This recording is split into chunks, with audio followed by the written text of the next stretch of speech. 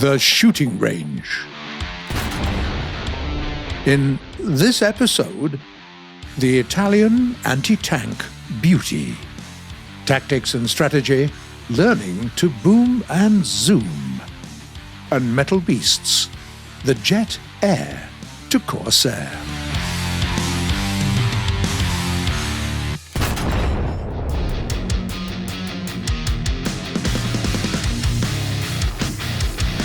The Hot Tracks update brought to the game some new record holders for highest bomb load amongst carrier-based machines, and a highlight of this video is one of them.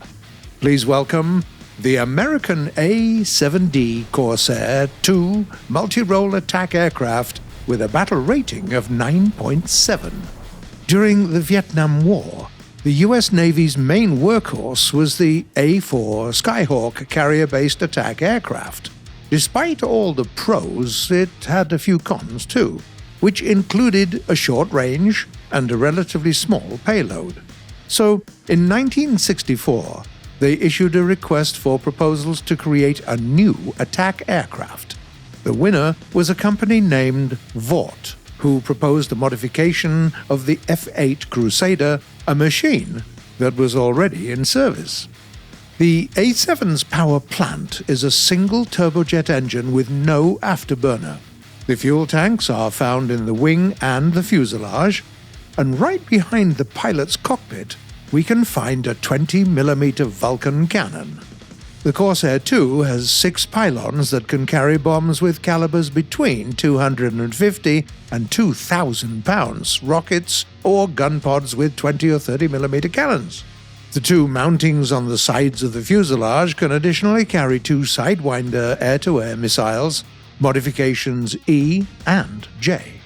Like the other attack aircraft, the A7 spawns already flying, which allows you to climb higher and take the initiative.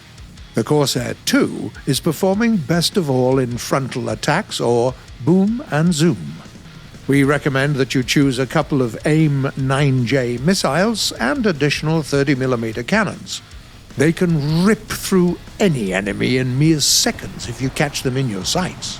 If someone tries to outspeed you and turn away or dodge an attack with a sharp maneuver, your air-to-air missiles will come in handy. Now, if it's you who needs to dodge an enemy heat-seeking missile, you can use flares. There's 120 of them, so they can last the whole battle if used sparingly. As for the flight performance of this machine, it's on a par with most of its classmates. It's pretty handleable and maneuverable even at high speeds. But you should still avoid long dogfights when you can, since your heavy weight and lacking engine power won't allow you to regain lost speed quickly enough. Now, how about the task the Corsair II was intended for, which is assault? In mixed battles, the pilots will be happy for the choice of bombs it offers. There's something sweet for everyone's taste. The most versatile set is probably the 12 1,000-pound bombs. 6 drops would be enough for the enemy to notice their ranks are thinning. Another option is 14 750-pound bombs, or even 24 500-pound bombs. They demand you be more accurate, but you've got a ballistic computer to help you with that. If you don't really feel like using bombs, take a good look at the gun pods with 30mm cannons. Their armor-piercing shells can go through more than 100mm of steel, which is enough for any MBT's roof, more so for anti-aircraft vehicles and IFVs. In case of enemy planes, the A7 can always use its 2 missiles and the good old Vulcan. Be aware of enemy SPAAs though, since at this BR you might encounter an advanced one.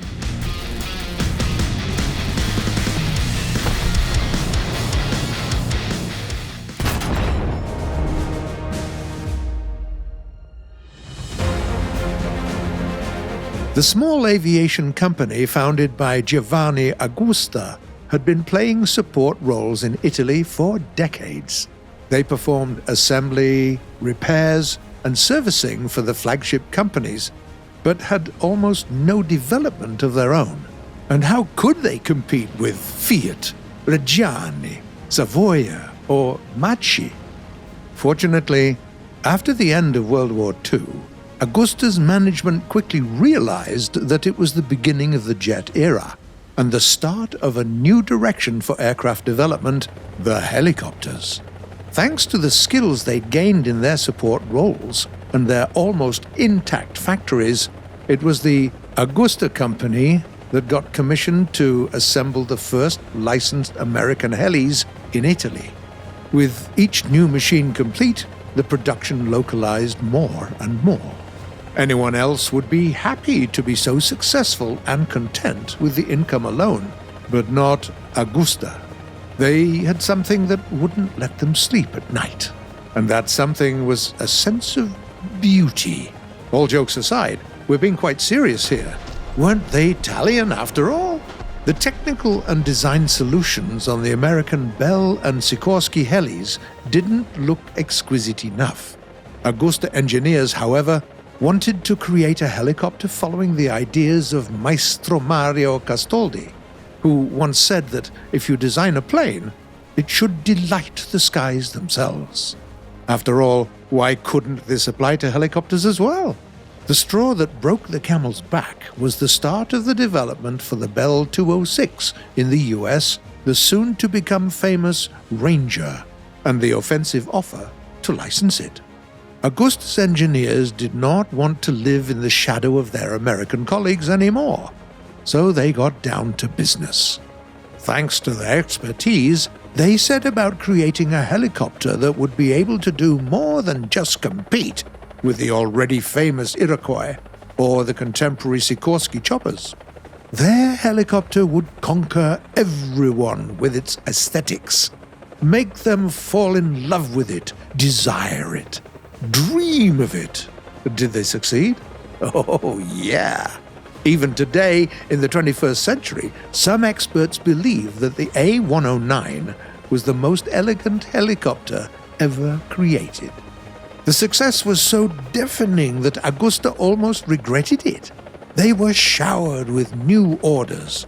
All kinds of nation leaders, sheikhs, billionaires, actors and artists, high-end airlines.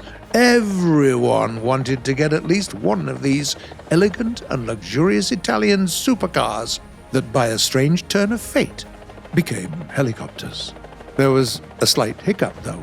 The Italian army took notice of the gracious beauty, too. It was highly maneuverable, easy to handle, and quick. And they needed it badly to perform a range of tasks in the Italian Alps. Reconnaissance, comms, supply, evacuation, and, most importantly, fighting enemy tanks in the narrow mountain passes. So make way, Mrs. and Mrs. Deep Pockets. Thus, the A109EOA was made, a light combat helicopter that received some fresh surveillance and fire control systems as well as anti-tank weaponry, all without losing a single drop of its original elegance. The next commissioner was the US Coast Guard. Strange as it may seem, the local producers didn't mind. In fact, they were even eager to start the SKD assembly themselves, because they knew they could learn a thing or two from their Italian colleagues.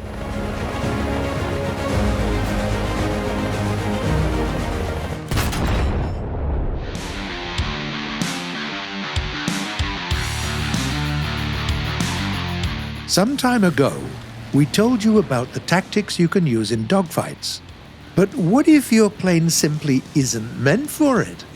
What do you do when your machine isn't maneuverable enough? So today we'll tell you about your solution, the boom and zoom tactic. It's a pretty simple yet efficient trick in air battles. To cut the story short, you gain an altitude advantage over your enemy, speed up, attack them, and then climb back up, whether you succeed or not. Now here's the long story. Let's start with your plane, since not each of them will do. The first thing you should consider in your choice is climb rate. To use boom and zoom, you have to be above your enemy. So, You will either need a fighter with an excellent climb rate, or a machine that might be a little slower than your main possible enemies, but can spawn in the air. Another important factor is speed-preserving capabilities, since you need to climb back up after the attack.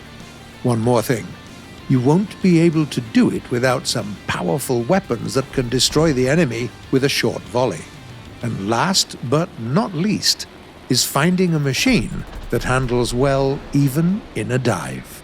Right off the bat, we can recommend you try that on the German Bf-109, the Focke-Wulf 190, or the American Cobras. Let's practice, shall we? Just as we said, gain the altitude first. Don't do that flying directly at your enemy. Turn aside a little. First, it'll give you a chance to use your plane's advantage in climbing. Second, most of your enemies are likely to start a fight with your more maneuverable allies. Once you get to 5.5 or 6 kilometers, take a good look around. This is the altitude where you can frequently spot bombers. That's when your heavy cannons might come in handy. Be careful though, there might be an enemy employing the same tactics. Gain altitude, avoid main fights. They would become your priority target. Now, once you deal with them, you can get lower and find a new target. Look for planes that got separated and fly alone, or those two involved in a dogfight. Once you spot one, don't rush to it. Before you attack, you'd want to get around 2 kilometers above it. The best boom and zoom attack is one that's almost vertical, since it's way harder to dodge. And don't forget to reduce your throttle, or you risk going too fast. By the way, here's another little hint. When you reduce throttle, your engine becomes quieter, so it might help you further postpone your detection. If you fail to destroy your target with the first attack, don't worry. Go full throttle and increase the distance to avoid a counterattack. Once you get around 2 kilometers away from them, start gaining altitude again. You shouldn't try to engage in a dogfight if you miss the attack. With the speed you're flying at, you simply fly past them and expose your 6. Another rookie mistake is trying to climb up vertically after the attack. That gives your enemy an opportunity for retaliation. It's much safer to just go back to where you started and try again. Now that's everything we wanted to share with you about Boom and Zoom today. Please tell us what other tactics you'd like to see in our next episodes while we answer some of the questions you ask us in the comments.